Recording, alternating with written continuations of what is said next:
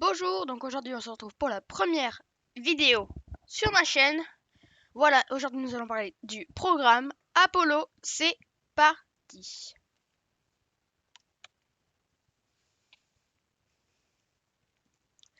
Voici la liste dans l'ordre des astronautes ayant marché sur la Lune. Le premier, Neil Armstrong, accompagné de Buzz Aldrin dans la mission Apollo 11.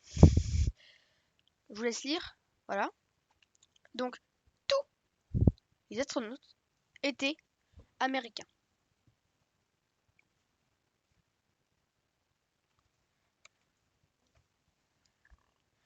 La fusée qui a servi pour le programme Apollo s'appelle Saturne V.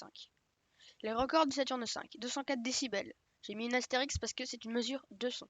C'est le son de Saturne V au décalage, le plus grand jamais enregistré. Sachant que 140 décibels peut vous causer des dommages au cerveau. 13 lancements et aucun échec. Alors ça pour moi c'est le record le plus extraordinaire, car vous voyez, Ariane 5, son premier lancement a été un échec.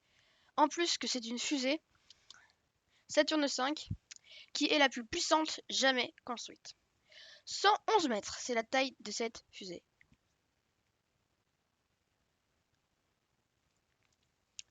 Alors je vous ai préparé quelque chose de insolite. Qu'est-ce que c'est que l'image qui est à gauche entourée et en plus gros à droite?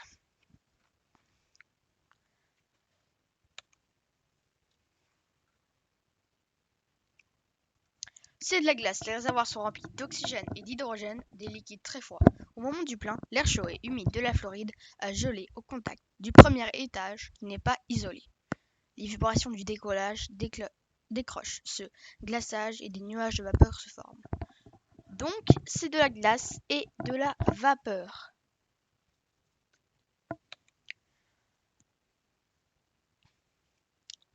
Le LEM, la fusée Saturne V, est divisée en plusieurs parties, dont le LEM et le module orbital. Voici à gauche un plan de la fusée en anglais, je n'ai pas pu trouver mieux. Donc vous pouvez voir le Lunar Module, c'est le LEM. Le LEM, aussi appelé The Eagle, donc c'est en anglais, en français c'est l'aigle, doit se poser à la surface de la Lune. Il est recouvert de feuilles d'or car elle le protège des rayons du soleil. La Lune ne possède pas d'atmosphère. Je vous ferai prochainement une vidéo sur l'atmosphère et ses bénéfices. Le module orbital. Dans une mission, il y a 3 astronautes. 2 descendent vers la Lune avec le LEM et le dernier reste dans le module orbital qui tourne autour de la Lune. Là, c'est un exemple. Dans la mission Apollo 11, Neil Armstrong et Buzz Aldrin sont descendus vers la surface de la Lune et Michael Collins est resté dans le module orbital. Quand les astronautes sur la Lune ont terminé leur mission, ils reviennent dans le LEM et la partie supérieure s'élève pour rejoindre le module orbital et laisse sur la Lune la partie inférieure du LEM. Donc le module orbital tourne autour de la Lune et renferme un astronaute. Voilà, ce sera la fin de cette vidéo. J'espère qu'elle vous aura plu. Si c'est le cas, mettez plein de pouces bleus. Je vous ferai la suite dans une prochaine vidéo. Salut!